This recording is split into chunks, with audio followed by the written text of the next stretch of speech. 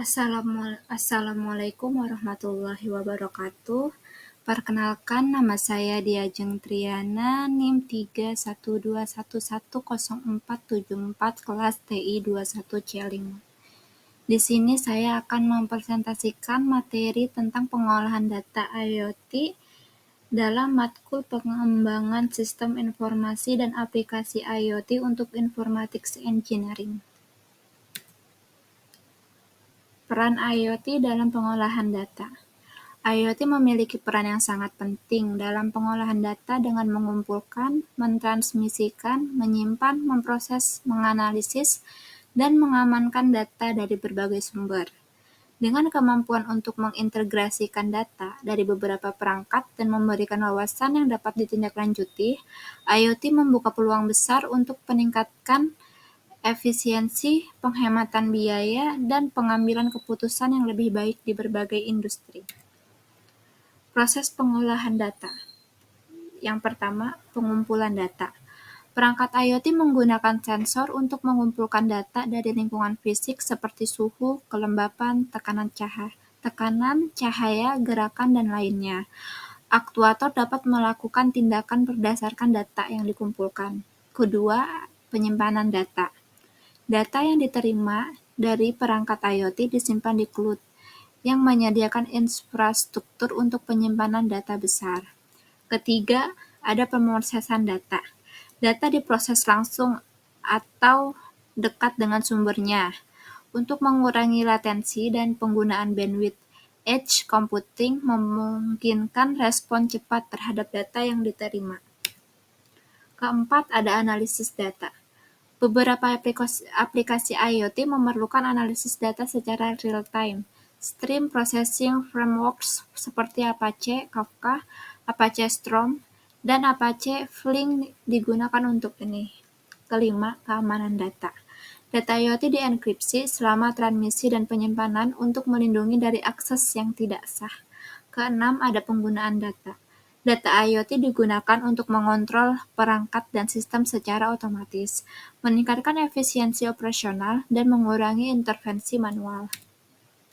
Tantangan dalam pengumpulan data. Pertama, ada konektivitas dan jaringan. Contohnya, keterbatasan jaringan bandwidth. Di area terpencil atau dengan infrastruktur jaringan yang buruk, pengumpulan data bisa terganggu oleh konektivitas yang tidak stabil atau lambat. Contoh kedua ada bandwidth.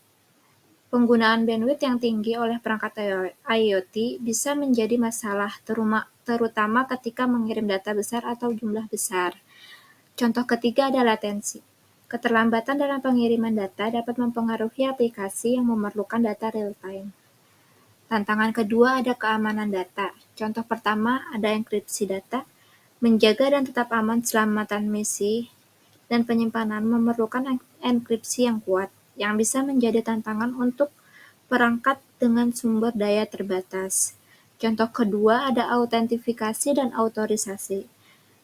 Memastikan bahwa hanya perangkat dan pengguna yang berwenang dapat mengakses data membutuhkan sistem autentifikasi dan otorisasi yang efektif. Contoh ketiga ada serangan cyber. Perangkat IoT rentan terhadap berbagai serangan cyber, termasuk man-in-the-middle, denial of service, dan hacking. Contoh ketiga ada ketergantungan pada baterai. Contoh pertama ada daya tahan baterai. Banyak pengguna IoT bergantung pada baterai, yang bisa menjadi tantangan dalam hal durasi hidup dan kebutuhan untuk penggantian atau pengisian ulang. Contoh kedua ada efisiensi energi. Mengumpulkan dan mengirim data secara terus-menerus bisa menguras baterai dengan cepat, sehingga efisiensi energi menjadi sangat penting.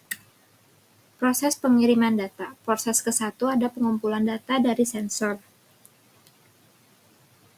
Sensor mengumpulkan data dari lingkungan fisik seperti suhu, kelembapan, tekanan, cahaya, gerakan, dan lainnya.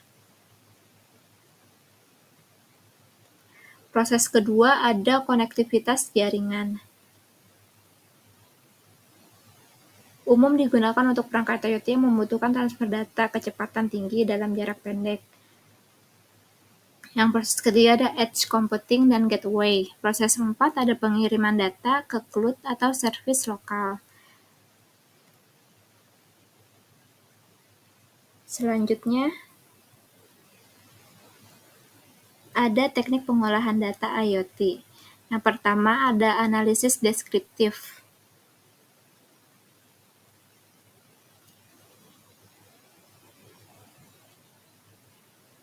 Kedua ada analisis diagnostik.